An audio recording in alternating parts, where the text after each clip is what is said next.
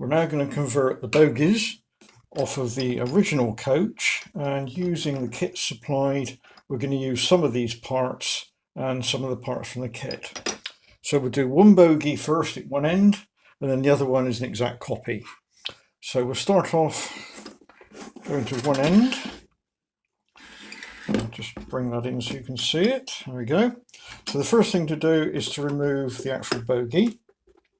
So that's one screw out from the middle. It's important we keep all these screws as some will be used later on. So that's the first screw out, which has got a washer as part of it, and then lift off the bogie. You'll also need to remove the buffer assembly. So that's one screw there. That's quite a small one with no washer on it. Again, put that one to one side, and then you have to sort of push the bogie down and it will pop out and come out. There's an actual hole in there which goes over the boss there.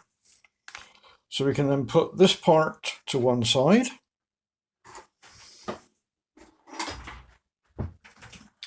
And we can carry on disassembling the bogie. I'll zoom in a little bit on this so you can see what we're doing.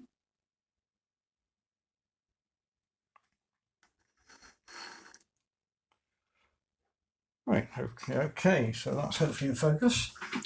So the next thing we have to do is to remove the wheel sets and the two parts that go each side. They're located with two screws, of which one screw doesn't have a washer built into it. We take that one out.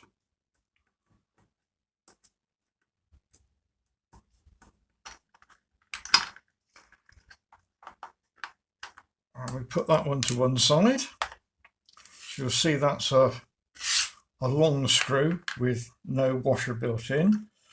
And we take one off the other side. This one does have a washer as part of the screw. You can see that's a long one as well. So we can then discard the wheels or put them to one side, and the actual frame itself. So we're then left with two halves of a frame and the coupling. Now on the coupling, what we have to do is to take the coupling apart. So to do that, you can actually just pull off the buffer part, and then the back part again will just drop off. Put those to one side. So those are the parts we're going to need. So we just go through the parts in the kit now. Right, here we have the kit for one of the bogies. There's two in each pack, obviously one for each end. So we just run through what the parts are. Most of it is self-explanatory. A set of wheels already mounted on the axles, so we'll put those to one side. Stop them rolling away. One large white washer, one small washer, a couple of 2.5mm posse drive bolts, 2.5mm nut, a buffer insert, a binny buffer, a 3-link coupling, two pieces of 4mm MDF, one piece of 3, and two of 2mm. So we just start to put this together. It's very, very simple, and it's all done with nuts and bolts that we took off the original bogie and was supplied with the kit. So we'll start off with this part, which is labelled middle. And it's got sort of two dirty areas. You just rub your finger over to take off any of the burning that's on there. It's where the laser is cut across the surface just to put a slight taper on it. That's to take account of the taper that are on these parts, so we end up with a nice square chassis. So start off with one labelled bottom, and then we put the one labelled middle underneath it, and you'll see that they line up with each other in the middle and at the ends. But you'll notice that, if I get it right, there's a slight overlap or sticking out of the piece that's labelled bottom. That comes out a little bit further at that end. And at this end, there's a stagger, as you can see. And again, this part pushes out a little bit more. That is quite correct. So we've then got those two parts like that. And you'll see we have an A and a B, and we've got an A and a B underneath. So it's fairly self-explanatory how it goes together. And then we have a narrow one and a wide one there, as you can see, narrow and wide. So if we spin it round, so the wide one's over on that side, and then take the part that's labelled A and offer that up with the writing facing in, and you'll find that everything engages all the way along. So the two on the end engage, one slightly proud, that's flush, the stagger, and one slightly proud. So if we then turn him round the other way, again keeping a bit of pressure to hold that in situ, we then take the other one, and again you can see the B and the B go together, and again that drops in quite nicely. So holding it across that point there, we can now fit the wheels. So take first set of wheels, and that would just drop on to the cutout there, and just pushing down and that'll drop in. Do the same on the rear. And then move your fingers over so that you're pushing in on this one and gripping the two pieces of wood at the same time. And then with the thin one, pick up the side that has one hole in it there. I'm pointing to with the axle. You don't want the one with the slot. So it's the one with the one hole in, that goes to the B, and you slide it over, and at the same time drop the axles into the holes, and that will go in there quite nicely. And then turn him round, and then into that one hole you've put one of the screws you took out. This is the one without the big washer on. So that goes down into that hole there. Just use my magnetic screwdriver to help it in. And just a few turns on the screw just to hold it in place. And then we come over to the other side. Now I'll explain while we're here why this part sticks out. You've got a slight part raised there and a slight there. That's to engage into the slots on this part which we took off of the coach. So again, we now have the wide one there, I'm pointing with my finger, and we're using the one that has the slot in it. So same as we did on the other side, put him in, line up the axles, and squeeze it in. And this time we use the screw that has one of the fixed washers on it.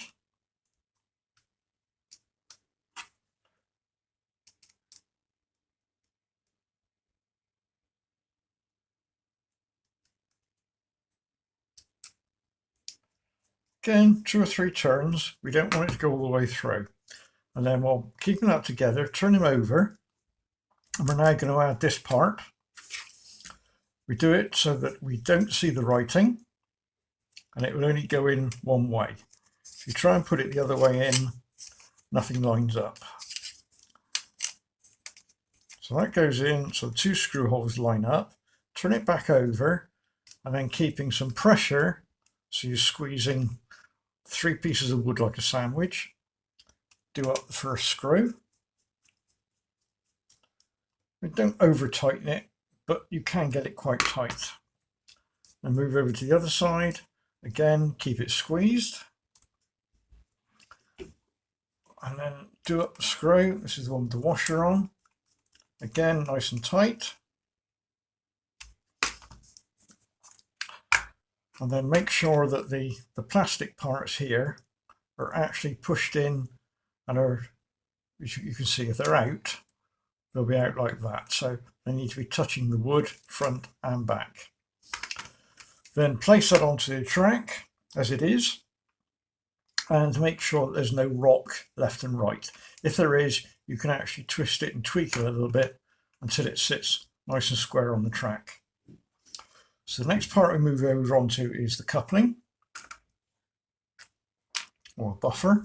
So we take the part that we took off before, which consists of a groove and a pin. You take the adapter, which you notice has got a slot in it there. That slot goes where the pin is. So that goes in like that. And then if you just squeeze it, it goes in all the way.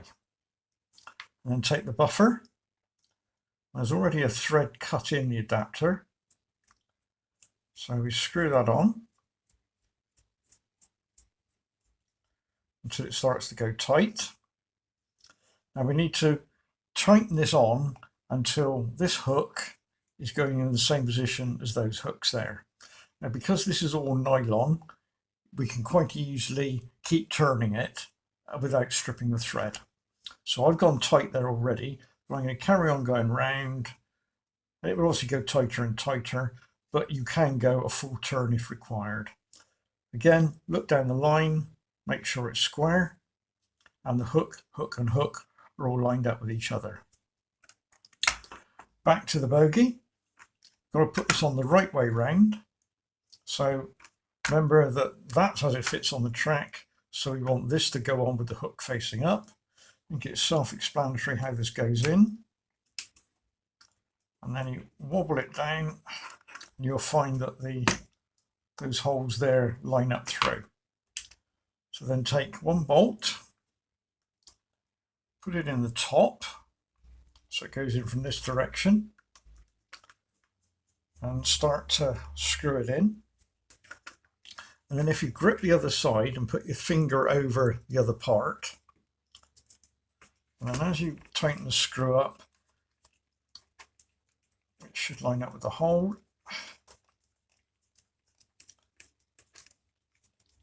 You'll start to feel it come through on the other side.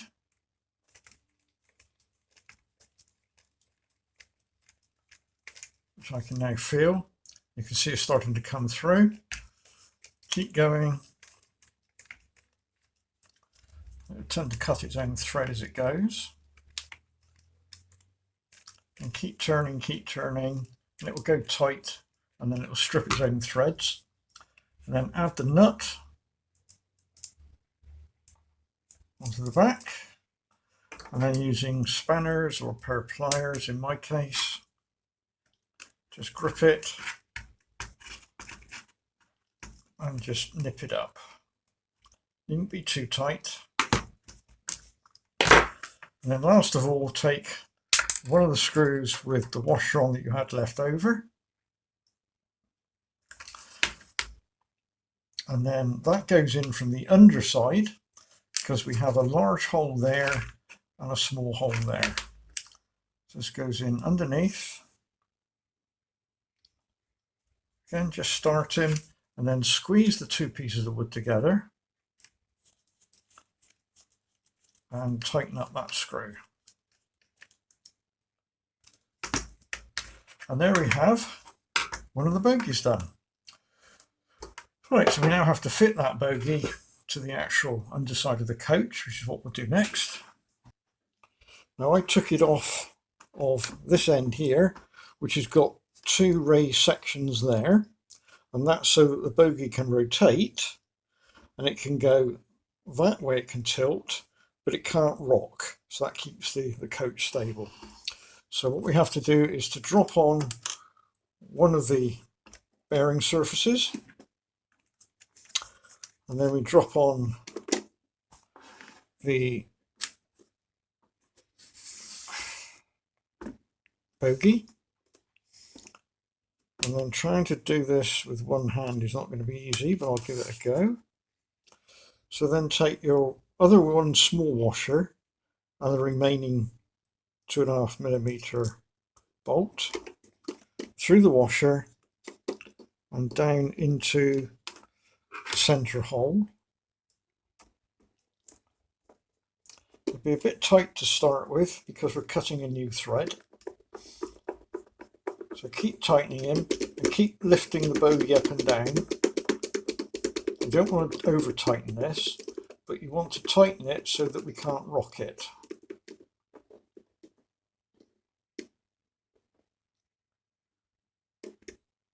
And then just back him off a little bit. So we should be able to rock him backwards and forwards, but we shouldn't be able to rock him left and right. I'm rocking the whole wagon at the moment, and it should rotate. Excuse me. So that completes that end. So if you'd now like to go ahead and make the other bogey, which I've already done. So there's mine that I've already made up for the other end. And it has its own, again, large washer, small washer, and bolt. So we're turning round. Now this end's a little bit different to the other end, in the fact that it's got, instead of two lugs either side, it's got a complete taper all the way around.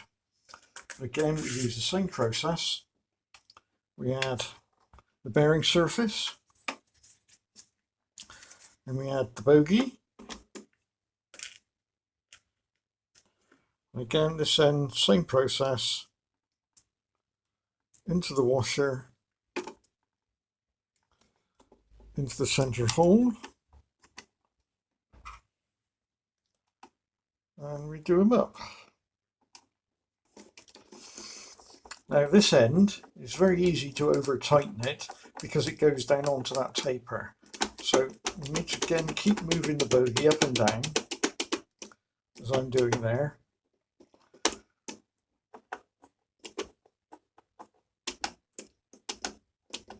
So it won't go anymore. And then double check, you can still rotate it and it moves around. You can probably give it a little bit more of a turn on it.